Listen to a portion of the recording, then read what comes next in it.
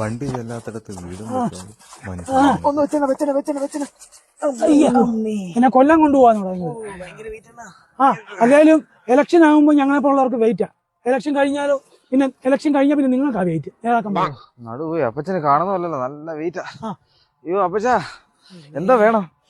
ബിരിയാണി വേണോ, ചാർജ് വേണോ, കുഴിമന്തി വേണോ? കുഴിമന്തി തന്നെ കൊടുക്കാം. കുഴിമന്തി മേടിച്ചു. കുഴിമന്തിയോ?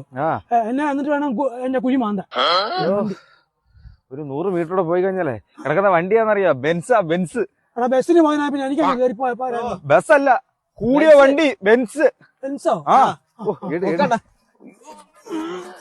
അല്ലേലും എന്റെ ജാതകത്തിലുണ്ട് എനിക്ക് രാജയോഗമാണ്. ഈ കാഴ്ചകളൊക്കെ കണ്ടു ഭയങ്കര രസം.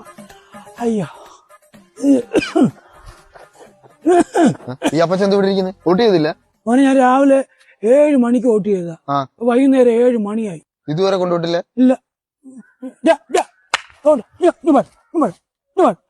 അവനെ എന്നെ കൊണ്ടുവന്നു, വോട്ട് ചെയ്യാൻ വേണ്ടി കൊണ്ടുവന്നു. എന്താ പണിയാ കാണിച്ചത്? എന്തോ പണിയാണ് കാണിച്ചത്? അപ്പച്ചനെ ഇതുവരെ കൊണ്ടുപോയിട്ടില്ല. ഈ കിളവന്റെ അടുത്ത് 100 പ്രാവശ്യം ഞാൻ പറഞ്ഞതാ, കുന്തത്തി കുത്തണം, കുന്തത്തി കുത്തണം. എന്നിട്ട് ഇയാൾ എന്ത് കാണിച്ചു വെച്ചത്? അവനെ ഭയങ്കര വെയിലായിരുന്നു. ഞാൻ അങ്ങോട്ട് ചെന്ന് കയറി കുന്നം തപ്പി. ഇപ്പൊ കുന്നം കണ്ടില്ല. പിന്നെ തൊട്ട് താഴെ കണ്ടത് കുടവ. ഞാൻ കുടത്തിലിട്ട് കുത്തി പുയിഞ്ഞൊരു സൗണ്ടും കേട്ട്. കുന്തം പോയാ കുടത്തിൽ തപ്പണമെന്നില്ലയോ? അതല്ലേ ഞാൻ ചെയ്തോളൂ. എന്നാലേ കൊടക്കാരുണ്ടല്ലോ, അവര് വീട്ടിൽ കൊണ്ടുവിടും. മനുഷ്യനെ ചുമന്നെ നടു പോയി. എന്തൊരു സ്വഭാവമാണ് ഇത്. ഇയാളെയൊക്കെ ചുമന്ന് നടുവും പോയി. എടാ എവിടെടാ?